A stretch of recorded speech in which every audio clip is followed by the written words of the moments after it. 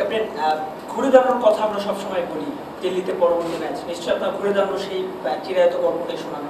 না, অবশ্যই ঘুরে তো দাঁড়াতেই হবে, আমাদেরই করতে হবে, বাট অবশ্যই চ্যালেঞ্জিং হবে। আমাদের কিভাবে আমরা নেক্সট ম্যাচটা কামব্যাক করতে পারি এটা খুবই ইম্পর্ট্যান্ট, বাট আমার মনে হয় যে রেসপন্সিবিলিটিসটা প্রত্যেকটা প্লেয়ারকে নিতে হবে।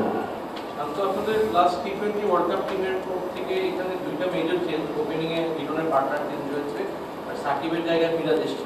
এই দুজন ইনক্লুশনটা তাদের কাছ থেকে আপনার মানে আউটপুটটা কতটা পেলেন, এক্সপেকটেশন মিট করলো কিনা, এটা নিয়ে যদি এখন বলা মুশকিল, মাত্র একটা ম্যাচ হলো। সো এই কোশ্চেনের অ্যান্সারটা আমার মনে হয় 10টা-15টা ম্যাচ গেলে আসলে আমি ক্লিয়ার একটা ফিডব্যাক দিতে পারবো।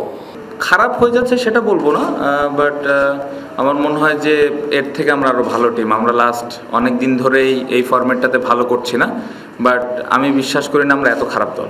একটু স্লো ছিল আমরা যখন ব্যাটিং করেছি, বাট উইকেট আমার মনে হয় খুব ভালো উইকেটই ছিল, খুব বেশি যে অনেক স্লো ছিল তা না। স্কিলে এবং মেন্টালিটিতে দুই দিক দিয়েই।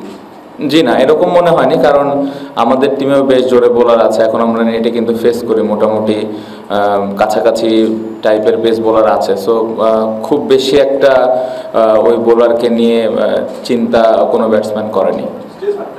না, অবশ্যই চিন্তার বিষয়, কারণ আমি যে অ্যাপ্রোচের কথাটা বলেছিলাম, এটা যদি আমাদের সাকসেস হইতে হয় তাহলে আমাদের স্টার্টটা খুব ইম্পর্টেন্ট। প্রথম 6 ওভারে আমরা কিভাবে উইকেটটা দিব না এবং রান করব, আদারওয়াইজ পরে যারা ব্যাটিং করে তাদের জন্য অনেক চ্যালেঞ্জিং হবে।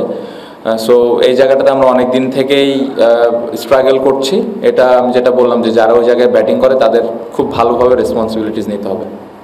তো ছোট করে উত্তর দিচ্ছেন, কারণ আসলে ম্যাচে বলার মতো তেমন কিছু নেই।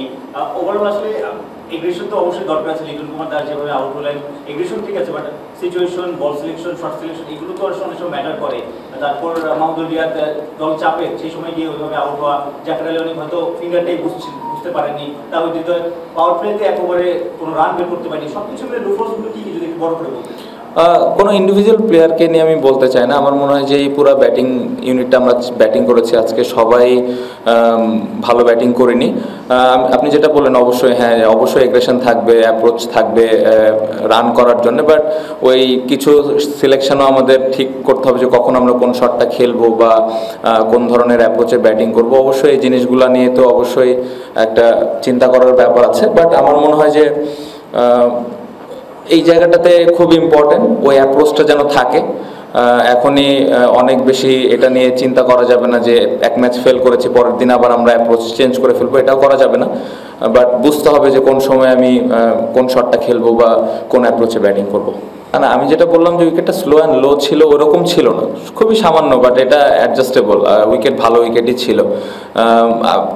আর্লি অনেক উইকেট পড়ে গেছে। আমার মনে হয় যে টি20 খেলায় এই ধরনের উইকেটে পাওয়ার প্লেতে 1-2টার বেশি উইকেট পড়ে গেলে পরে আসলে পরের ব্যাটসম্যানদের জন্য অনেক ডিফিকাল্ট হয়। সো আমার কাছে প্রধান এবং মূল কারণটা মনে হয় যে টপ অর্ডারে আমাদের প্রথম 6 ওভারের উইকেট লসটা বেশি হয়ে গেছে।